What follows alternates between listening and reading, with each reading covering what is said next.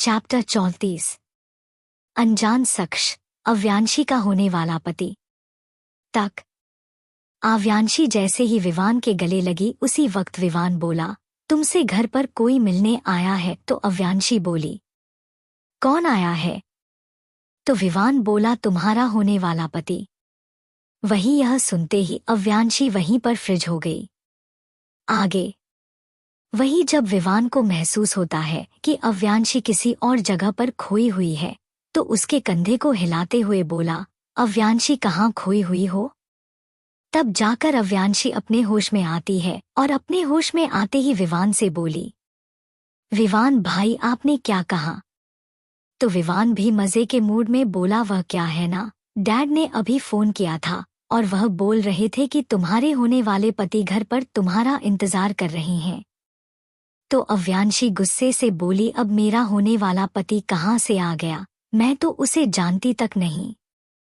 तो विवान बोला, वह क्या है ना, तुम्हारा शादी बचपन में ही फिक्स हो गई थी और अब वह लड़का यानी कि तुम्हारे होने वाले पति अभी तुम्हारा घर पर इंतजार कर रहे हैं। वही विवान के मुंह से पति शब्द बार बार सुनकर अव्यांशी का दिमाग खराब हो गया और वह गुस्से में बोली, पति माय फुट, वह तो मेरी जूती बराबर भी नहीं है। और फिर जाकर कार के अंदर बैठ गई। इधर विवान भी जान गया था कि उसके इस बात से अव्यांशी को बहुत गुस्सा आ गया है, इसलिए वह भी बिना कुछ बोले वहां से जाकर ड्राइविंग सीट पर बैठ गया और कार स्टार्ट करके राठौर विला की तरफ चल दिया। राठौर मेंशन। अव्यांशी का रूम। अभी भी अंकेश और सोनल एक दूसरे से चिपक कर सोए हुए थे और अंकेश सोनल के ऊपर था और सोनम अंकेश के नीचे।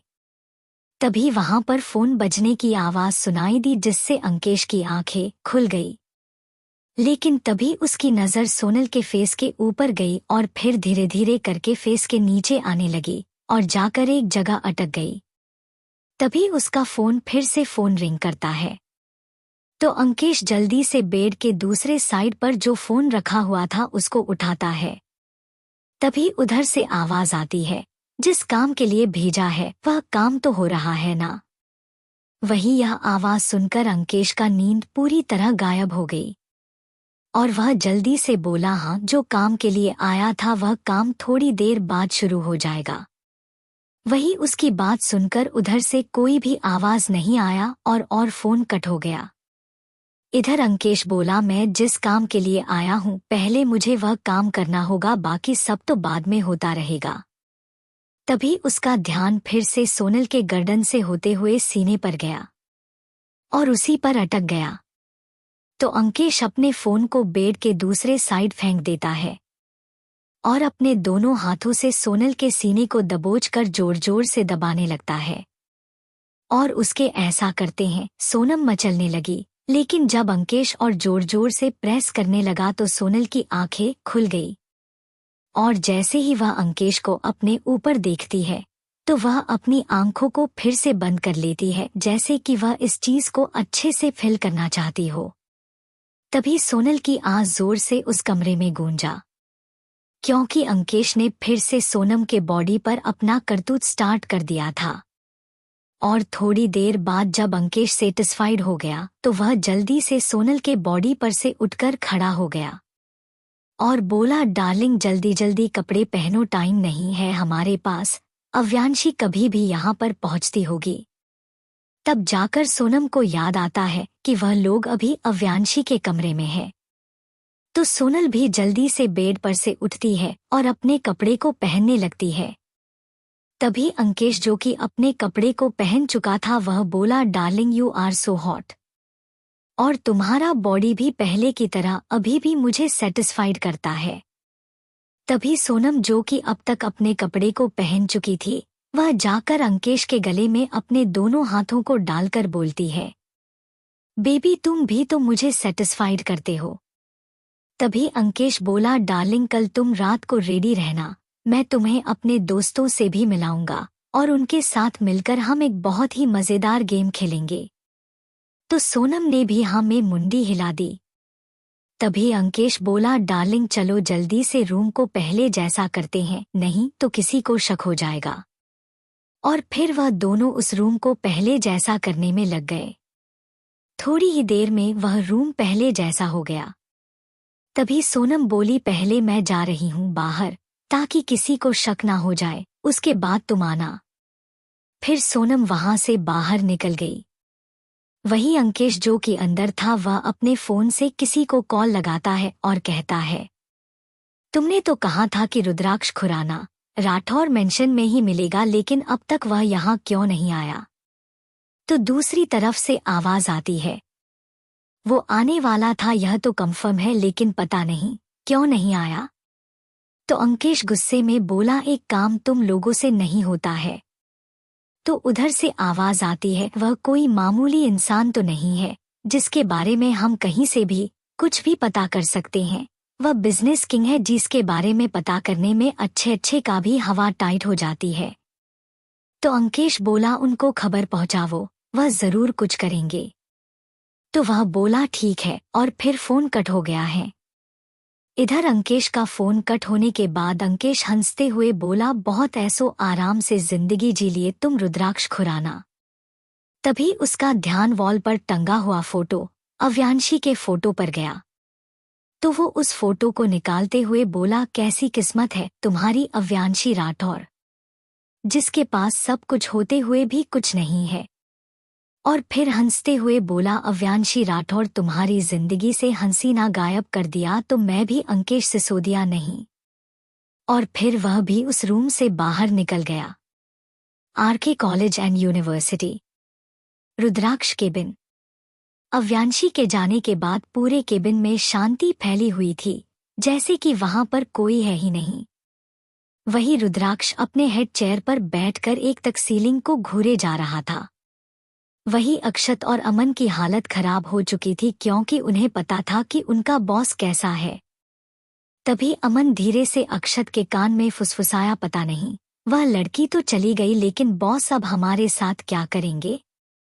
क्योंकि हम ही बॉस को उन चारों लड़के के बारे में आधा अधूरा इन्फॉर्मेशन दिए थे, जिसके वजह से बॉस ने अव्यांशी को अपने केबिन में बुलाया और उस लड़की ने बॉस को उनके मुंह पर ही बुढ़ा बोल दिया। तभी अक्षत, जो कि चुपचाप अमन की बातें को सुन रहा था, वह बोला, अगर अभी नरक में नहीं जाना है तो अपने मुंह को बंद रखो। तो अमन भी चुप हो गया। तभी रुद्राक्ष अपनी चुप्पी को तोड़ते हुए बोला, अमन, अक्षत। तो दोनों जल्दी में यस बॉस बोले। तभी रुद्राक्ष बोला, क्या मैं सच में बुढ़ा लगता हूँ? क्या मैं बिना मास्क के अच्छा नहीं लगता? तो अक्षत जल्दी से बोला, बॉस, मैं आज तक जितने लड़कों को देखा है उसमें सबसे स्मार्ट, इंटेलिजेंट और जीनियस आप ही हो। आपसे स्मार्ट लड़का मैंने पहले कभी नहीं देखा। तो रुद्राक्ष अपनी नजरों को अमन के पास घुमाता है। तो अमन सपसपाते हुए बोला, yes sir, you are the most handsome boy in the world. वहीं उन दोनों के मुंह से अपने लिए हैंडसम शब्द सुनकर रुद्राक्ष का फेस धीरे धीरे नॉर्मल होने लगा और वह अपने मन में बोला, इसका मतलब जरूर वह लड़की मुझे चिढ़ा रही थी या फिर उसका ही नजर खराब है। वहीं अमन अपने मन में बोला, आज पहली बार मेरे इस खरुश एरोगेंट बॉस को किसी के बात का फर्क पड़ा है, वह भी एक लड़की का। और उसके फेस पर स्माइल आ गई। तभी अक्षत, जिसे लगा कि यहाँ का सिचुएशन अब थोड़ा नॉर्मल है, वह बोला, बॉस अब क्या करना है? क्या उन चारों लड़कों को जान से मार दूं? तो रुद्राक्ष अपने कोल्ड और में बोला, नहीं, अभी उन्हें जिंदा ही रहने दो। और फिर अपने मन में बोला, मैं जितना अब तक तुम्हें जाना हो बेबी डॉल, तुम ऐसे ही चुप रहने वाली लड़की नहीं हो। जरूर तुम कुछ ऐसा करोगी जिससे मुझे तुम्हारे बारे में और जानकारी मिल पाएगी। और फिर अपने एक्सप्रेशन लेस फेस के साथ बोला, let's go to Rathore mansion. तो दोनों ने बस अपना सर हिला दिया। राजस्थान, काल्पनिक नाम। एक पुराना महल जो कि अब तक खंडर बन चुका था, उसमें एक आदमी जो कि करीब 50 या 55 साल का होगा, जिसके सामने करीब 100 आदमी और 100 औरत सर झुकाए खड़े थे और वह उन सब पर चिल्लाते हुए बोला, फिर से कैसे फेल हो गया मेरा एक्सपेरिमेंट? आज तक तुम लोग को जितनी सारी चीजें चाहिए थी वह सारी चीजें मैंने ला कर दी, लेकिन फिर भी मेरा एक्सपेरिमेंट फेल हो गया कैसे? तभी एक आदमी जो भी करीब 40 साल का होगा, जो कि वाइट कलर का डॉक्टर का ड्रेस पहना हुआ था, वह आया और बोला, हमने सब कुछ ट्राई कर लिया राका, लेकिन आपने जो फॉर्मूला दिया है उससे कोई रिजल्ट नहीं निकल रहा। तो वह आदमी जो कि राका था वह जोर से बोला, तुम सब क्या मुझे बेवकूफ समझते हो? मुझे पता है कि वह फॉर्मूला अधूरा है जिसे तुम सबको मिलकर पूरा करना था। आखिर तुम सब इस दुनिया के बेस्ट साइंटिस्ट और डॉक्टर जो हो, लेकिन लगता नहीं तुम सब इस फॉर्मूले को कभी पूरा कर पाओगे। तो वह डॉक्टर बोला, लेकिन इस फॉर्मूले को बनाने वाला कोई आम इंसान नहीं है, वह जीनियस है, और इस फॉर्मूला को वही इंसान पूरा कर सकता है जो कि उस जीनियस से भी जीनियस हो। लेकिन राका, मुझसे अब ये सब नहीं हो रहा है, इसलिए मुझे जाने दीजिए। तभी राका के हाथों में किसी ने आकर तलवार थमा दी। तो राका उस तलवार पर हाथ फिराते हुए बोला, तो तुम्हें आज़ादी चाहिए? और फिर अपने तलवार से उस डॉक्टर के गले को सर से अलग कर दिया, और फिर हंसते हुए उन 200 लोगों की तरफ देखते हुए बोला, देखो इस कामचोर को, जो कि एक फॉर्मूला को पूरा नहीं कर पा रहा है, वह हमारा क्या काम करेगा। और हमारा मिशन तो आप लोग जानते ही हैं, इसलिए मैंने इसे मार दिया। तो सारे लोग जो कि वहां पर थे वो जोर जोर से नारे लगाने लगे, राका की जय, राका की जय, राका की जय। तो राका मुस्कुराते हुए वहां से चला गया। राजा वहां से निकलने के बाद उसी महल के एक कमरे में गया, जहां पर एक लड़का जो कि करीब 28 या 30 साल का होगा, वो शराब और सिगरेट के नशे में धुन था, और उसके सामने एक 40 और एक 18 साल की लड़की को कुर्सी पर रस्सियों से बांधा गया था, और वह दोनों लोग बेहोश थे। तभी राका उस रूम में इंटर करता है और बोलता है, यह क्या तुम हमेशा ही नशे में भूत रहते हो ब्लैकी? तो जो लड़का सामने था उसका नाम ब्लैकी था। वो बोला, राका आप चिंता मत कीजिए, मैं नशे में होने के बावजूद भी हमेशा होश में रहता हूँ। तो राका जाकर ब्लैकी के सामने खड़ा हो गया। सभी ब्लैकी मुस्कुराते हुए बोला, वो रहे आपके गुलाम, और फिर उन दोनों लड़कियों की तरफ इशारा करता है। वहीं जब राका का ध्यान उन दोनों पर जाता है तो उसके फेस पर स्माइल आ जाता है, और फिर वह ब्लैकी से बोला, उठाओ इन दोनों को। तो ब्लैकी जल्दी से उन दोनों के पास जाता है और उन दोनों के बालों को पकड़कर नोचते हुए बोला है, उठ, बहुत आराम कर लिए, अब थोड़ा मेहनत भी कर ले। वही उसके इतने जोर से बाल को नोचने के वजह से वह दोनों लड़कियां आह से कराहते हुए उठ गई। वही जब उन दोनों की आंखें खुली तो वह दोनों अपने आप को अलग जगह पर देखकर चौंक गए। तभी वह लड़की जो 18 साल की थी वो बोली, मम्मा ये हम लोग कहाँ पर आ गए, और पापा और भैया कहाँ है? तो ब्लैकी हंसते हुए बोला, वो तुम्हारा डॉक्टर बाप को तो राका ने ऊपर भेज दिया क्योंकि उसे आज़ादी चाहिए थी। वही यह बात सुनकर उन दोनों लड़कियों के आंखों से आंसू बहने लगे। तभी राका अपने रौबदार आवाज में बोला, ओ डॉक्टर तो किसी काम का नहीं था, लेकिन तुम दोनों हो। और फिर उन दोनों को ऊपर से नीचे तक अपनी गंदी नजरों से घूरने लगा। वही वह औरत जो 40 साल की थी, वह अपने और अपनी बेटी के ऊपर इतना गंदा नजर महसूस करके रोते हुए बोली, प्लीज हमें छोड़ दो, हमने क्या किया है? तो ब्लैकी बस हंसते हुए उन दोनों को रस्सियां को खोल देता है, लेकिन कुछ नहीं बोलता। तो राका बोला, पहले किसका मजा लूं? तो ब्लैकी बोला, जल्दी कीजिए, मैं भी हूं लाइन में। तो राका बोला, क्यों न इस जवानी का आज मजा चखूं, और फिर उस 18 साल की लड़की को अपनी हवशी नजरों से घूरने लगा। चैप्टर 35। राका का हवस और अव्यांशी का अंकेश को अंकल कहना। तभी वह औरत रोते हुए बोले, प्लीज प्लीज ऐसा कुछ मत करो, आप लोग जो कहेंगे वह मैं करूंगी, लेकिन प्लीज मेरी बेटी के साथ कुछ गलत मत करना। तो राका कुछ सोचते हुए बोला, ठीक है, मैं तुम्हारी बेटी के साथ कुछ नहीं करूंगा, लेकिन उसके बदले तुम्हें मेरे साथ सोना होगा। तभी वह लड़की बोली, नहीं नहीं, प्लीज मेरी मम्मा को छोड़ दो ना अंकल।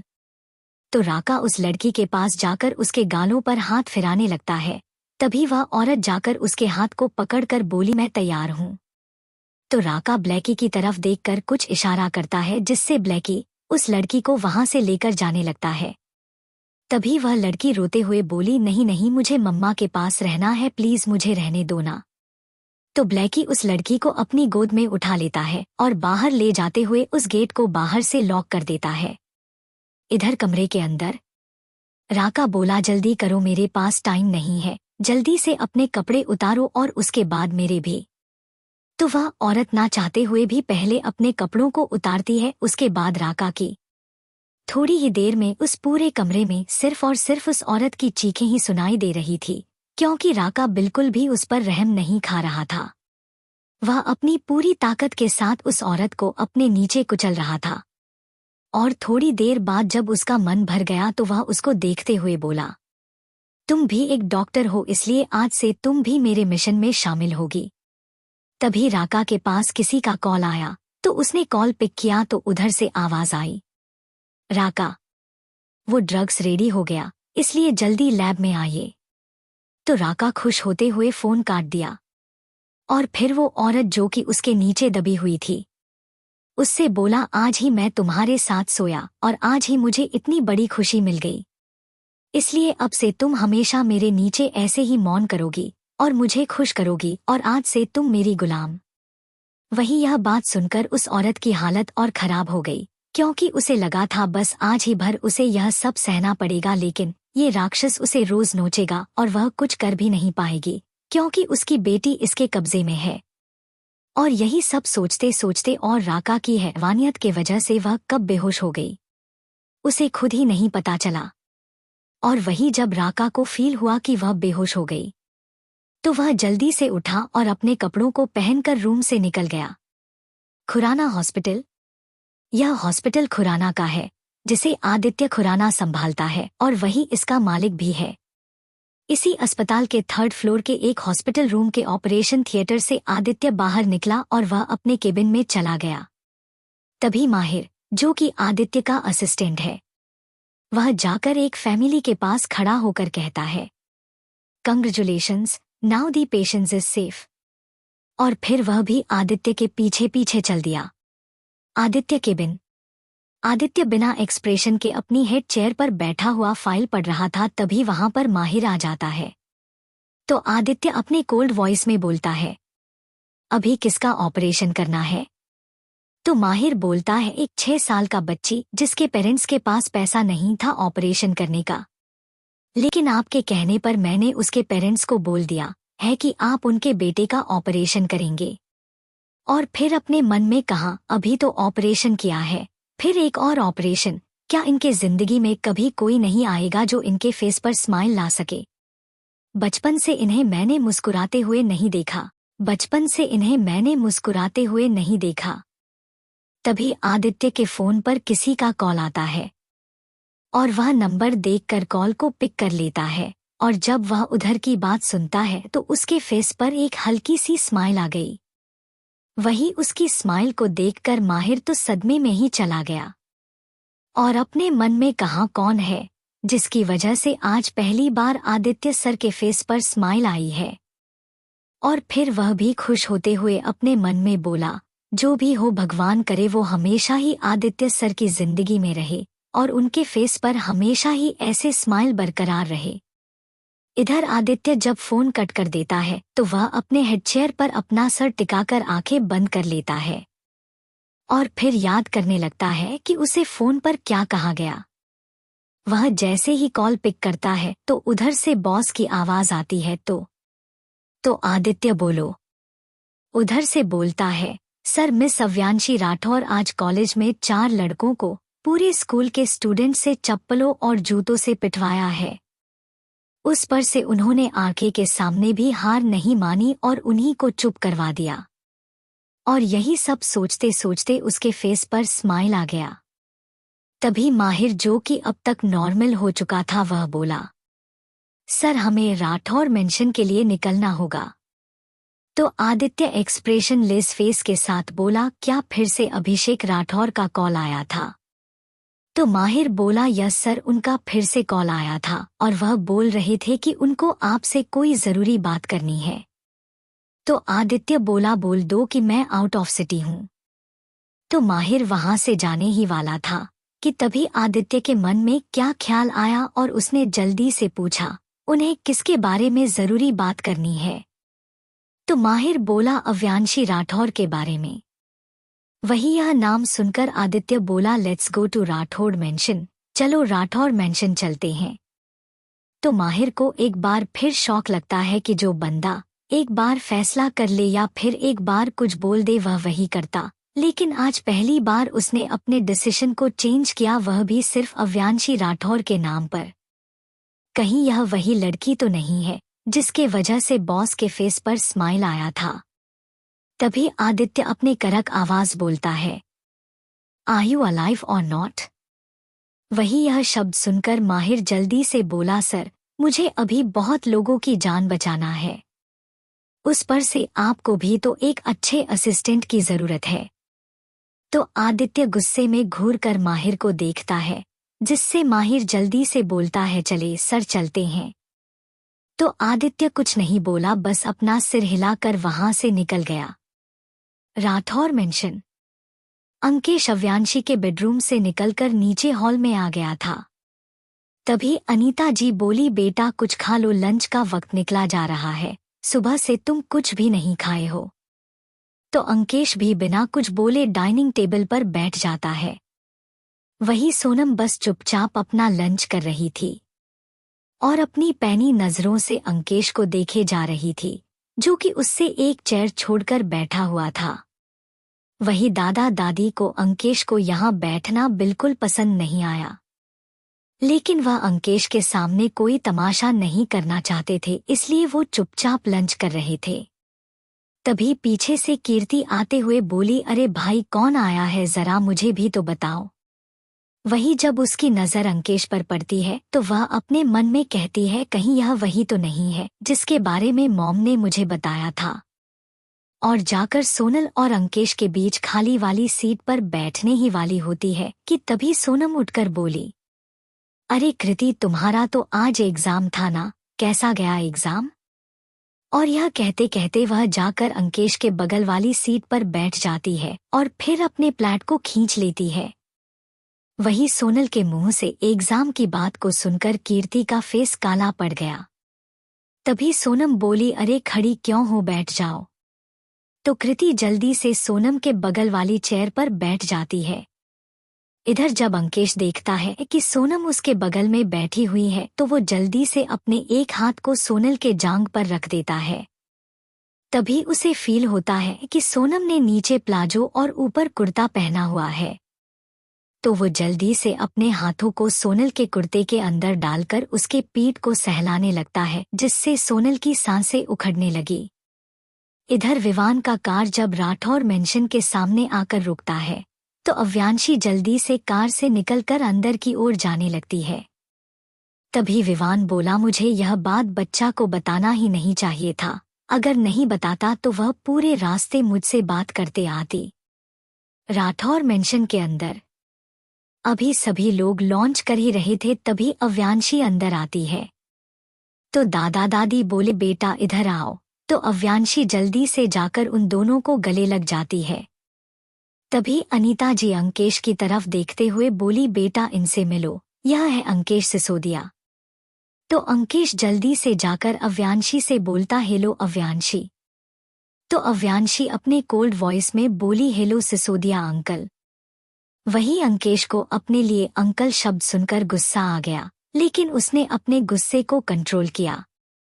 लेकिन अनीता जी से नहीं रहा गया, वह गुस्से में बोली, यह क्या तमीज है अव्यांशी किसी से बात करने की? तो अव्यांशी बोली, मैंने क्या गलत बोला? और फिर दादा दादी की ओर मुड़ती हुए बोली, मैं अभी फ्रेश होकर आता हूँ, और वहां से अपने कमरे में चली गई। उसके जाने के बाद अभिषेक जी दादा दादी की तरफ देखते हुए बोले, देख लिया ना, इतने लाड प्यार का नतीजा वह कितना बिगड़ चुकी है। अब उसकी जल्दी से शादी अंकेश बेटा से करवा दीजिए, नहीं तो वह लड़की हाथ से निकल जाएगी।